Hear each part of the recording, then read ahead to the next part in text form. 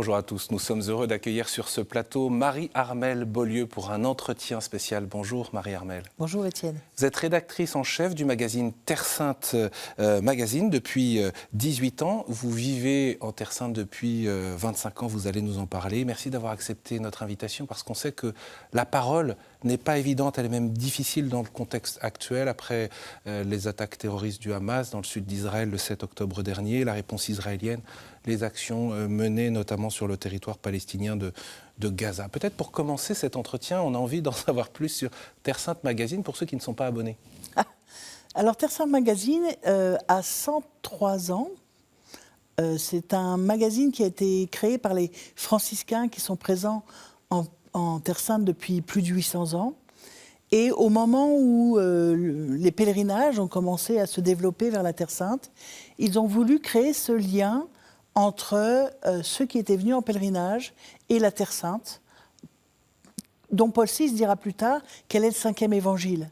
Et donc aujourd'hui, 103 ans après, la revue fait toujours la même chose. Elle fait ce lien entre ceux qui pensent venir au pèlerinage, ceux qui sont venus en pèlerinage et qui veulent garder avec un lien avec cette église mère et je dirais avec les populations d'aujourd'hui, avec toute l'histoire de la Terre Sainte et toute l'histoire de ces populations.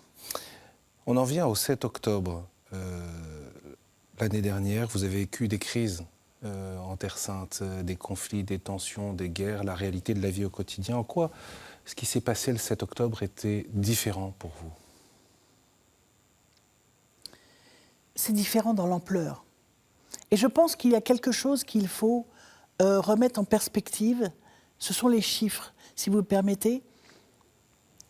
On a parlé de 1200 victimes israéliennes à la frontière de Gaza le 7 octobre. 1200, certes, mais 1200, ce n'est pas juste plus que Nice ou que le Bataclan ou que l'école de Toulouse ou un attentat de plus à Bruxelles ou où vous voulez. 1200, au regard de la population israélienne, c'est 11 000 personnes tuées au regard de la population israélienne comparée à la France. En France, c'eût été près de 11 000 personnes tuées sauvagement en une journée. C'est ça le chiffre. C'est pas simplement 1200. C'est 1200 pour 7 millions de juifs, plus 2 millions de musulmans et chrétiens qui ont la nationalité israélienne. Mais cela dit, de la même manière, aujourd'hui à Gaza, ce n'est pas 27 000 morts, c'est 27 000 morts sur 2,5 millions de personnes, ce qui équivaudrait en France aujourd'hui à 750 000 morts en 4 mois. Donc, c'est vous dire que ce que nous vivons, ce que nous avons vécu le 7 octobre avec cet acte terroriste perpétré par le Hamas sur le territoire israélien, c'est pas un petit attentat, c'est une déflagration. C'est une déflagration en nombre de morts, en nombre de familles touchées, mais c'est une déflagration aussi sur... Et j'aimerais que tout le monde... que les gens ne prennent pas mal, mais sur un certain mythe israélien, un mythe de la toute-puissance israélienne. Une armée super équipée dans un pays de plein emploi, dont l'économie va bien, qui est très occidentalisée, en partie quand même dans sa mentalité. Et donc, cette armée a été déjouée. Ces services secrets sur lesquels on fantasme, le Mossad, ont été déjoués, et ont été déjoués par des milices qui, elles, vivent sous blocus depuis plus de 15 ans. Et ça a été une déflagration dans les esprits, et des deux côtés. La stupéfaction tant de la population israélienne, juive et non juive, que de la population palestinienne, musulmane et chrétienne, a été totale. Tout a volé en éclats. Et vous, au milieu de tout ça, pour ceux qui vous suivent habituellement sur les réseaux sociaux, vous disiez qu'est-ce que Marie-Armelle va écrire ? Et vous n'étiez pas capable d'écrire en fait, les heures qui ont suivi. Dans les heures qui ont suivi, j'ai reçu des quantités de messages. Est-ce que j'étais en danger, puisqu'il y avait des alertes, y compris sur la ville de Jérusalem, ce qui, dans tous les conflits précédents, a été beaucoup plus rare. Là, il y en avait beaucoup par jour, pendant plusieurs jours. Alors, ma vie n'a jamais été en danger. Enfin, vraiment, de façon epsilocienne. Ça aurait été minimal. Mais... pour répondre à tout le monde, en fait, j'ai écrit une lettre à mes amis à moi, sur mon mur à moi, en mettant deux choses chose exceptionnelle, le message en privé, de sorte qu'on ne puisse pas le partager. Je m'adressais à mes amis et j'ai dit à mes amis mon ressenti immédiat, je ne veux pas choisir entre mes deux amours, le peuple juif et le peuple palestinien. Je veux souffrir pour les deux. On a vu très vite, dans les premières heures après le 7 octobre, cette séparation, cette dichotomie où il fallait être pour l'un contre l'autre. Et moi, j'ai dit, mais ben non, je continuerai d'être pour les deux, mais ça veut dire que je vais souffrir pour les deux. Et je continue d'être dans cet état d'esprit. Je l'ai écrit, plus ou moins comme ça, en donnant aussi quelques nouvelles pratiques. Je ne sais même plus trop ce que j'ai écrit, parce qu'on ne se regarde pas complètement le nombril. J'ai donné des nouvelles. Et ce message a eu une portée qui m'a complètement échappé, puisqu'il a été copié sur d'autres médias, dans des publications, et où les gens, en revanche, ont apparemment ressenti une forme de soulagement de se dire que la vérité était ailleurs que dans ces souffrances qui prenaient parti.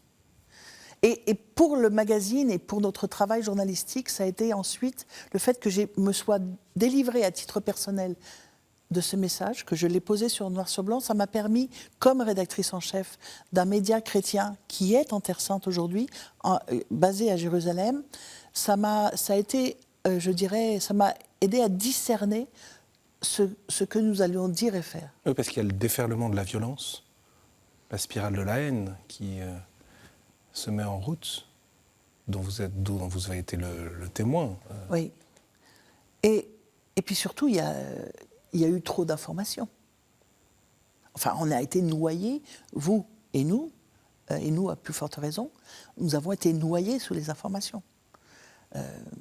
Alors c'est la loi des médias et d'actualité chaude, mais à un moment donné, c'est vomitif cette affaire, parce que trop c'est trop. Et mon premier désir personnel dans les jours qui ont suivi, puisque se trouve que j'ai eu en Terre Sainte, sur le mont des Oliviers, une expérience de vie monastique, j'aurais voulu pouvoir retourner au monastère. J'aurais voulu pouvoir reprendre l'habit, et sachant que la seule chose en fait qui valait à ce moment-là, c'était de la supplication.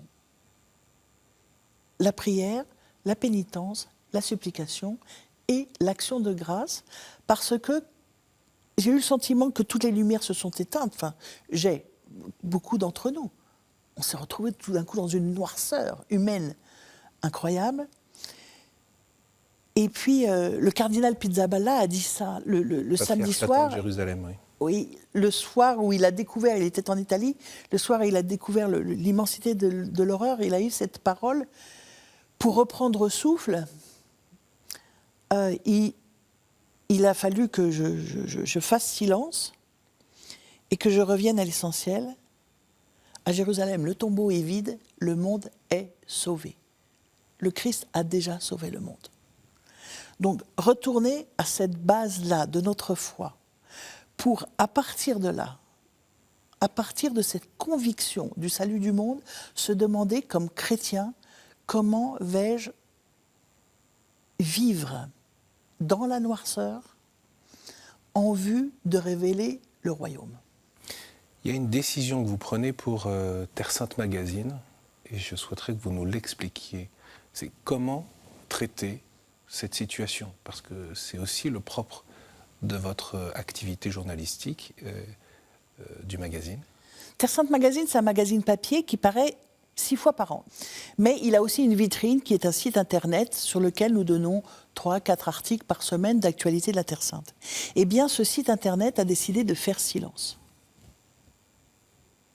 On n'est pas venu en rajouter à l'information. Et le silence nous est apparu nécessaire parce que toute parole blessait. Alors si toute parole blesse, eh bien, taisons-nous. J'aimerais que vous nous en disiez plus sur ce rapport ou cette recherche, cette proposition éditoriale. Vous avez dit ne pas blesser.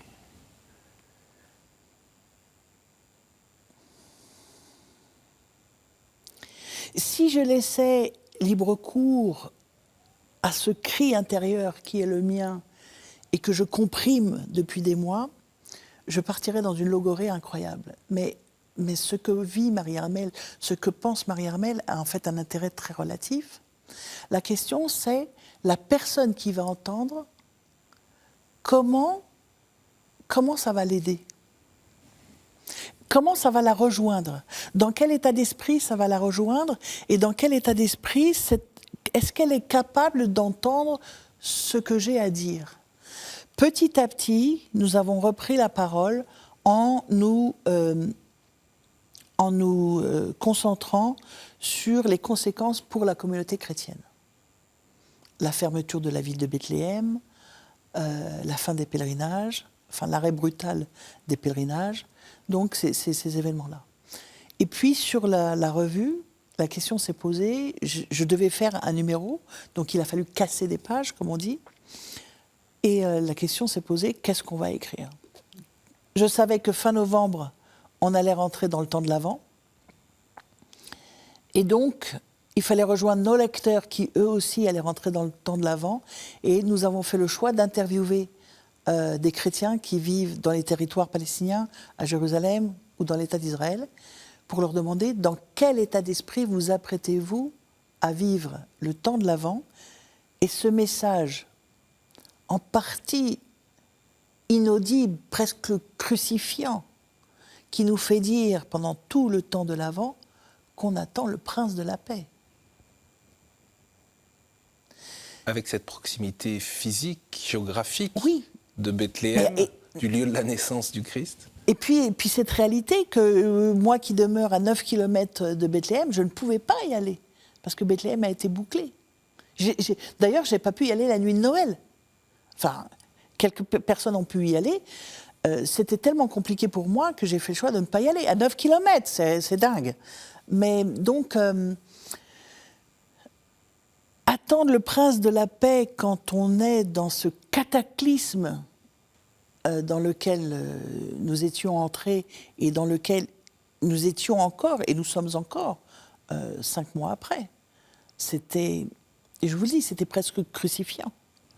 La revue, à nouveau, dès le numéro de janvier-février, a décidé de faire autre chose et d'ouvrir une nouvelle rubrique, maintenant, qui s'appelle « Reconstruire ». Reconstruire l'homme. Dès maintenant, là ? Oui. Là, depuis le numéro de janvier, il est déjà arrivé dans les boîtes aux lettres en France, janvier-février, eh bien, nous avons fait une rubrique qui s'appelle « Reconstruire ». Et c'est reconstruire la relation entre juifs et non-juifs sur le territoire israélien et demain, dans la relation entre ce que les Israéliens vont devoir faire de pas en avant pour construire la paix et de ce que les Palestiniens vont devoir faire comme pas en avant pour construire la paix. Alors que la guerre n'est pas terminée. Non. Mais dans la noirceur où nous étions, tout de suite, on a vu des petites taches de lumière. Enfin, tout de suite. Après quelques jours. On a vu des petites taches de lumière. Et donc, vous accommodez vos yeux et vous apercevez que, il y a ce groupe, cette ONG israélienne qui s'appelle Standing Together, être debout ensemble, qui, très vite, à la fin du mois d'octobre, a dit non, il faut qu'on fasse des réunions juifs et non-juifs, tout de suite, citoyens d'Israël, les uns et les autres, tout de suite, il faut qu'on commence à se retrouver. Vous avez parlé aussi des rabbins pour les droits de l'homme. Les rabbins qui, en dépit de la situation, sont allés au-devant des Palestiniens pour les aider, par exemple, dans la cueillette des olives, puisque au mois d'octobre, c'était la cueillette des olives. Ils n'ont pas pu le faire dans les mêmes, avec la même amplitude que les années précédentes, mais ils l'ont fait quand même. Donc, où sont les signes d'espérance ? C'est ça la communication chrétienne. Dans ce monde où est l'espérance. Et comment on va en vivre, et comment on va la diffuser, et comment on va la partager. C'est quoi votre cri ? Vous avez dit, vous éprouviez ce besoin d'exprimer. Vous parlez de cri, mais j'imagine que ce cri, même s'il est divers, il est partagé par beaucoup de gens. Auraient des choses à crier aujourd'hui, en Terre Sainte. Je pense que les 14 millions d'habitants du territoire Israël et territoire palestinien sont un cri vivant. Mais j'allais dire, vous savez, je dis un cri vivant comme le dit, il y a un psaume qui dit comme ça qu'on est un cri vivant devant le Seigneur. Nous sommes un cri, une déchirure, une souffrance. Nous vivons quelque chose d'épouvantable. Enfin, moi, je ne suis pas israélienne, je j'ai pas d'origine juive. Je ne suis pas palestinienne, je n'ai pas d'origine palestinienne. Néanmoins, je connais ce pays depuis 38 ans cette année, j'y habite depuis 25 ans. Je me considère de là-bas, et je le suis. Mais je suis un cri de douleur. J'aime les deux peuples, ils se déchirent. Ils font plus que se déchirer, ils se haïssent. Il n'y a pas de sentiment pire que la haine. J'en ai jamais connu. La violence, c'est quelque chose. La haine, c'est pire. La haine qui fait qu'on refuse le droit à un autre d'être différent, c'est le truc le pire que je connais. C'est le plus antinomique, à mon sens, au christianisme. Je suis un cri de douleur. Vous vous rendez compte, Étienne, que quand je suis tranquillement dans mon bureau chauffé de Jérusalem, en train de faire mes petits articles sur l'archéologie à Beth Saïd, les travaux actuellement au Saint-Sépulcre qui sont passionnants. À 80 km de chez moi, il y a ces kibbutzim qui ont dû être évacués, dont les populations depuis 5 mois ne vivent pas chez elles par peur, et à cause de la multiplicité des roquettes, qui ont perdu quelqu'un de leur entourage, de leur famille. Il y a actuellement encore 130 otages qui sont dans des tunnels souterrains, sans avoir accès à rien, et puis non plus quasiment à la nourriture. Et il y a 1 million de personnes qui sont à Gaza en état de famine quotidienne, à 80 km de mon bureau. Je ne peux pas être le cœur léger. Je pourrais en écrire des tonnes sur l'amour que j'ai pour le peuple juif et l'État d'Israël, et sur l'amour que j'ai pour ce que les Palestiniens m'ont appris depuis tant d'années. On sait qu'il y a une activité diplomatique extrêmement intense. Le Saint-Siège rappelle sa position, cet appel à une solution à 2 États.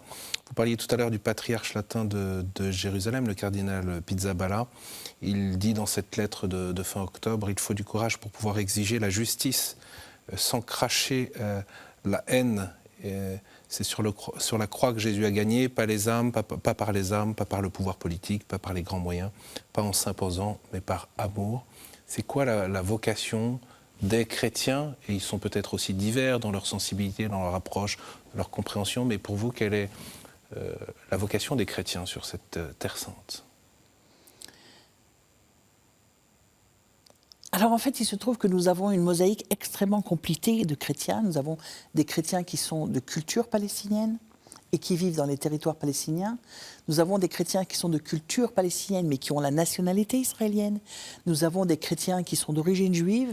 Nous avons des chrétiens qui sont d'origine slave et qui sont de nationalité israélienne. Et vous avez des chrétiens dans mon genre qui sont ni l'un ni l'autre et qui sont là quand même. Donc je dirais qu'il y a une grande variété de réponses chrétiennes. N'empêche, l'évangile est l'évangile. Et à un moment donné, il faut savoir sortir de ces nationalismes pour aller là où le Christ nous conduit. Et oui, le Christ est passé par la croix, mais il passe aussi par la résurrection. Et surtout, le Christ est celui... Moi, je pense beaucoup au testament spirituel du père de Chergé, à Tibérine, qui demande de regarder l'autre avec le même regard que le Christ a sur lui. Ça veut dire qu'il est demandé aux Palestiniens de regarder le juif, ou le musulman d'ailleurs, avec le même regard que le Christ qui est mort pour toute l'humanité a. Ça arrache aujourd'hui que les chrétiens palestiniens ou que les chrétiens israéliens d'origine juive ou proches de l'État d'Israël n'aient pas la capacité de regarder les Palestiniens avec amour ou les Israéliens avec amour. Franchement, c'est normal. Il va falloir du temps. Mais on sait où le Christ nous mène. Et se mettre à sa suite, c'est dire, assumer ce christianisme. C'est dire à un moment donné, tout de suite, j'ai peut-être pas toutes les compétences, toutes les capacités, toute l'envie de le faire, mais je sais que tu m'attends là. Et j'irai. Même si, à vue humaine, le contexte paraît extrêmement compliqué. La cause de la paix a beaucoup reculé en Terre Sainte.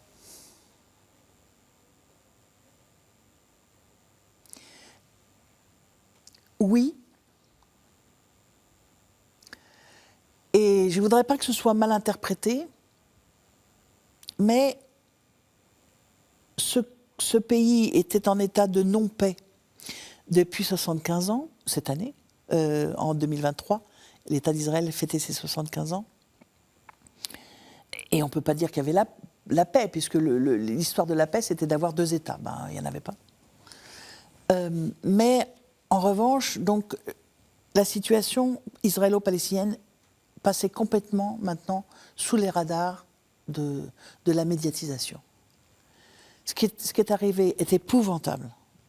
Et comme l'a très bien dit Monseigneur Vesco, c'est sans excuse, mais ce n'est pas sans cause.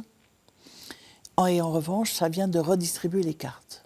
Aujourd'hui même, les médias ont annoncé que le Hamas avait accepté un plan par étapes qui voudrait que... Donc, il y a des tentatives de trouver quelque chose qu'il n'y avait plus. Ça oblige les Américains, les Saoudiens, la France à reconsidérer les cartes sur la table et à se dire, une chose est sûre, c'est qu'on ne peut pas laisser les choses en l'état. Parce qu'en plus, ça a des impacts sur le monde entier. On est très loin dans les cœurs, mais la diplomatie a retrouvé une forme de vigueur. Je voudrais qu'on vienne sur cette couverture de Terre Sainte Magazine et ce dossier. Et d'ailleurs, c'est une invitation, vous l'avez dit tout à l'heure, à ceux qui ne connaîtraient pas Terre Sainte Magazine à s'abonner ou à aller visiter le site. Ce dossier, c'est Pèlerins artisans de paix. C'est une interpellation qui traverse le monde. C'est une invitation large que vous lancez. Autant, absolument, parce que autant les chrétiens qui sont là dans le pays aujourd'hui ont peut-être pas toutes les armes pour être les artisans de paix qu'on serait en droit d'attendre, autant les chrétiens de l'extérieur sont légitimes à venir en Terre Sainte nous aider à construire la paix. D'abord, un chrétien du monde entier, et de France, et de Belgique, et de tous les pays francophones qui vous écoutent, est légitime, quand il est en Terre Sainte, il est un chrétien de Terre Sainte. Il n'est pas un chrétien parisien, marseillais, strasbourgeois, breton. Il est un chrétien de Terre Sainte. Il y a une légitimité pour tous les chrétiens du monde à être à Jérusalem parce que le message de l'Évangile est universel. Et donc la vocation de l'Église de Jérusalem est universelle aussi bien que locale. Donc on est de Jérusalem quand on est à Jérusalem. Ensuite, quand un pèlerin est là et que dans les sanctuaires, il prie le mystère de l'incarnation, le mystère de la naissance, le mystère de la croix, le mystère de la résurrection, tout ce que vous voulez, eh bien, il fait revivre les événements du salut par sa prière, là où le salut s'est déroulé, pour le salut du monde, précisément. Et puis, ça oblige la présence de ces éléments étrangers oblige les Israéliens et les Palestiniens à travailler ensemble. Ou les Arabes et les Juifs à travailler ensemble. Vous avez un chauffeur de bus arabe, vous avez un guide juif israélien, et bien pendant 10 jours, vous verrez que les deux fonctionnent ensemble. Et c'est vrai du restaurateur et de l'hôtelier, de tout ce que vous voulez, ils sont obligés de travailler ensemble. Et puis, je dirais qu'il y a une forme de fraîcheur chez le pèlerin. Vous voyez le pèlerin paumé dans les ruelles de la vieille ville de Jérusalem, qui s'émerveille d'une tour d'épices, qui essaye de marchander, ça les amuse beaucoup, autour d'un kéfier ou d'un crucifix ou d'un chapelet. Il y a une forme d'émerveillement, de vacances du pèlerin qui fait que ça vient détendre l'atmosphère. Là, aujourd'hui, les rues sont vides, le chômage, pouf, explose, et juifs et non-juifs, puisque le clivage est dorénavant ici, juifs et non-juifs se regardent en chien de faïence. Mais venez, en plus les circuits de pèlerinage...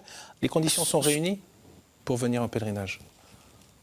Les circuits de pèlerinage sont sûrs, mais pour autant, enfin voilà, c'est sûr. C'est sûr d'aller à Nazareth, c'est sûr d'être à Jérusalem, c'est sûr. Pour autant, l'ambiance, c'est pas la fête en ce moment, hein, donc ça se ressent. Et puis, il peut y avoir quelques inconvénients actuellement à loger dans un hôtel du désert du Negev, parce que les habitants des kibbutzim de Gaza sont réfugiés actuellement dans les hôtels du Negev. Donc, il y a des petites adaptations à faire. Mais si on veut être solidaire, à un moment donné, il faut que cette solidarité ne se paye pas de mots, mais qu'elle se mesure. Les catholiques entrent en carême ce mercredi 14 février, mercredi des Cendres. Pour ceux qui voudraient s'associer à vous tous durant le carême, quelle prière vous demanderiez, Marie-Armelle, pour la Terre Sainte ?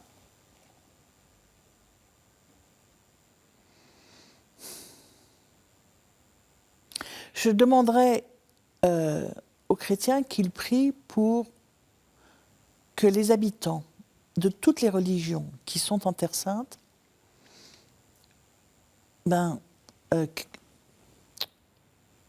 ouvrent leur cœur au changement. En termes chrétiens, on appellerait ça la conversion. Hein. Moi, je ne veux pas convertir tous les musulmans au christianisme ou tous les juifs au christianisme. Ce n'est pas un truc comme ça, mais la haine, c'est la fermeture. L'ouverture, c'est l'amour.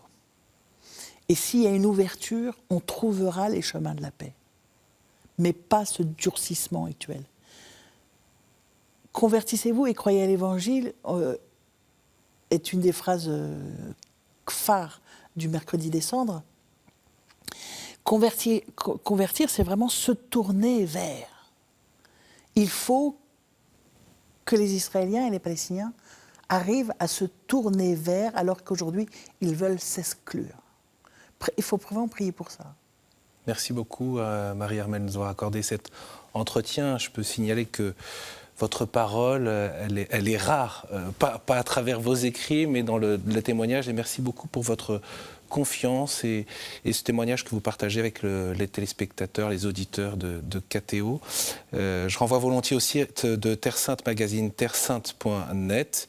Et puis je rappelle également que ceux qui sont attachés à la Terre Sainte, et vous avez rappelé cet appel à ce que ce soit le cas de tous les chrétiens, eh bien, puissent suivre l'actualité des chrétiens de Terre Sainte avec Terra Sancta News, en partenariat avec le Centre de médias de la custodie de Terre Sainte, et c'est possible à travers KTO tous les dimanches. Vous pouvez retrouver cet entretien sur ktotv.com. Merci beaucoup pour votre fidélité.